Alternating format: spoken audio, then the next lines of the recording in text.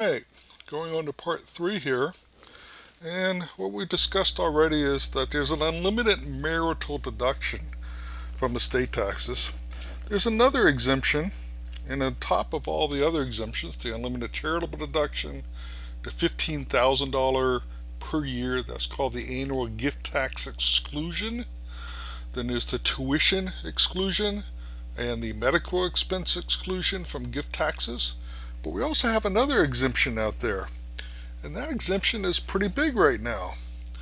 Oh, if I were to go here to my estate tax, it is 11,580,000 right now. So let me pull this back up. $11,580,000 that each person who is a U.S. citizen can gift or bequeath. Now, if you're going to give money away, the first thing that applies is the annual gift tax exclusion. You have to use that up first. It's only $15,000. But let's say the bear won the lottery, $100 million.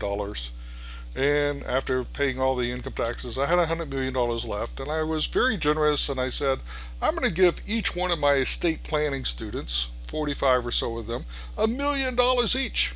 Yeah, that's $45 million. Well, that gift would be subject to gift tax.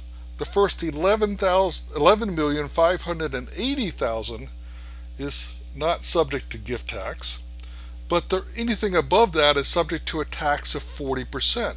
And that 40% is typically paid by the donor, the person who makes the gift. All right. So we have this big exemption that also applies at time of death. So if I were to leave, let's say both my wife and I died, and we left money to our children, we could leave $11,580,000 each. There's also something called spousal portability. Let's say that I died and first, and I left all of my property to my wife, and we'll just assume that my wife is then worth $20 million, and then she passes away shortly thereafter. She has her exemption, but she also has my exemption as well. That gets added to hers as long as I actually went out and filed a federal estate tax return. That would be done by the administrator of my estate, the executor, or the trustee of my trust. All right, that's due 9 months after I pass away. There's no tax paid, but I just have to show that this exemption is going to be transferred. Unless there's a federal estate tax return filed, the exemption is not transferred.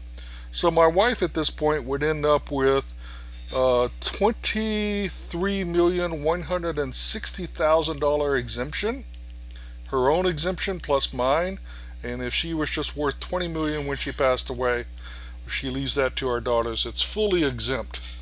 Now, just to illustrate this again, I have 11,580,000 exemption, and I pass away. I file the federal estate tax return. My wife picks up that 11,580,000 exemption. Her own exemption, let's say she lives several years, increases with inflation. Or maybe it's $12 million in a couple years because of inflation. All right. My exemption, however, does not increase with inflation. Once that exemption passes over to her under this spousal portability, it's called, all right, that exemption is fixed. It doesn't go up with inflation anymore. So how might we use this? Well, let's assume that the bear and his wife is very wealthy, all right, and bear wife, and the bear is worth, we'll say, $20 million, and his wife was worth $5 million. All right. For some reason, we don't own things jointly. We'll assume that everything's held in one name or the other. All right. And I were to pass away. Well, one of the things I could do is I could say that anything that is over my exemption amount goes to my wife. So if the exemption is 11,580, then my wife is going to get 8,420,000. That's going to be added to her 5 million. Okay, but this original 11,580, I have a lot of choices with that. I could just give it to my children, leave it to my children. I could leave it into a trust for my children or my grandchildren. A trust for anybody else. It doesn't have to be related to me. All right.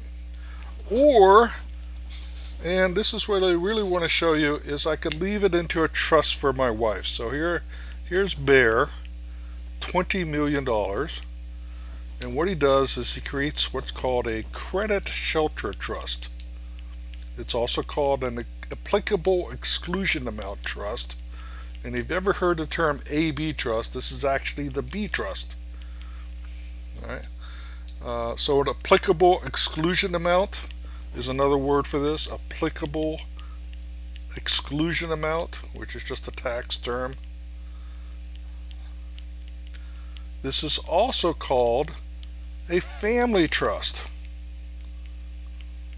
Now, you'll hear family trust used in a lot of different ways, but in terms of estate tax planning, this is called the family trust. So again, we have money going out to my wife, whatever is over the exemption, 8 million plus, and into this trust we have 11,580,000. And I'm going to assume that I never used any of my exemption during my lifetime. So, to kind of illustrate that a little bit further, we'll say I have a living trust during my lifetime, and it's under the trust agreement, and under the same trust agreement it says, when I die, pay all my bills, and then to my wife, outright, I could leave this sum of money, $8+ million, all right? And that 11,580,000, I basically say whatever the amount of my estate tax exemption is when I die goes into this family trust. And then that trust is irrevocable. Well, I can't change it, so it's irrevocable. All right? It's all created under my trust agreement, so I have one trust agreement that says all these things. All right? And this family trust could say, pay to my wife all of the income every year, or such income and principal as is needed to maintain her standard of living. Basically, for her maintenance, education, support, and health care. We call that a mesh distribution. Maintenance, education, support, and health care. All right? Mesh. All right? And basically, the trustee of this trust, all right, could be my wife. It could be my wife and a child. It could be someone completely different. It could be another family member. It could be a corporate trustee like a bank or a trust company. There's a lot of options there. All right. Basically, going to maintain my wife's standard of living. Now, let's say that this trust, my wife doesn't need a lot. She's got 5 million of her own assets here. She inherited 8 million plus. And by the time she dies, she's done a good job of stewarding her own assets here. And her own assets are worth, we'll say, 12 million several years later. All right. We'll say that her exemption, though, at that time has increased because of inflation to 14 million. And there's no estate tax, because she's under the exemption amount. We'll assume the exemption amount has increased over the course of, let's say, 5 years to 14 million. My wife didn't need anything, so if the trustee of this trust did a good job investing it and the markets were good, maybe this trust doubled in value. Maybe it's worth $23 million. All right, when my wife dies. At that point, it passes down to my children. Or it could go into trust for my children. I have two daughters, so my daughter's trust here, my daughter two trusts here. All right, it could go into trust for them. All right, I want to protect it from creditors, or I want to protect it from a divorce situation, something of that nature. There might be a lot of reasons I want to leave that money in trust. Maybe they can't handle it very well. All right.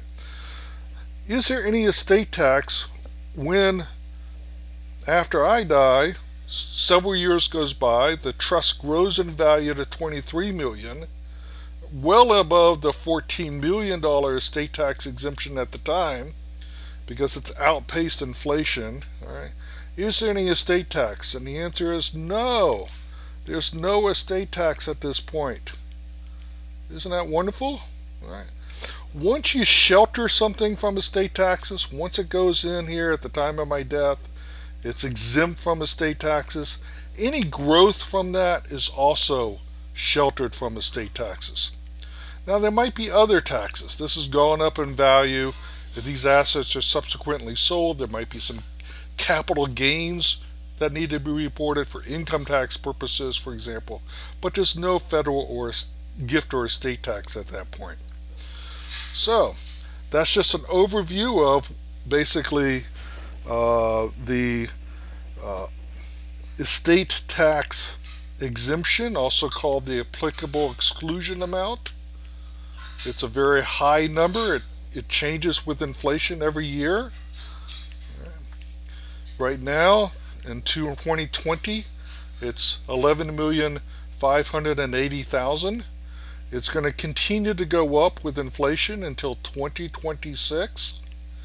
And because of the way Congress works, specifically the Senate has to have more than 60 votes, 60 or more votes to make tax reform permanent. They were not able to do that a few years ago when this came into existence. Because of that, in 2027, I believe, or 2026, one of those years, this exemption's going to fall basically back down to a $5 million exemption adjusted for inflation over time. So it's basically going to be half of whatever the exemption adjusted for inflation. So we'll say it's probably going to be somewhere around 6 million, maybe a little bit more than that by 2027, unless Congress passes a law that makes this 11,580,000 exemption, and any increases of that with inflation makes that exemption permanent. So it is a risk right now that the estate tax exemption might go down further. All right. So we discussed the estate tax exemption, and we also illustrated how someone who might say, instead of just passing all that over to my wife, I might be worried about her ability to manage the assets, or I might be worried about Joe Schmo who's going to come around and marry my wife and try to get all these assets. I want to support my wife.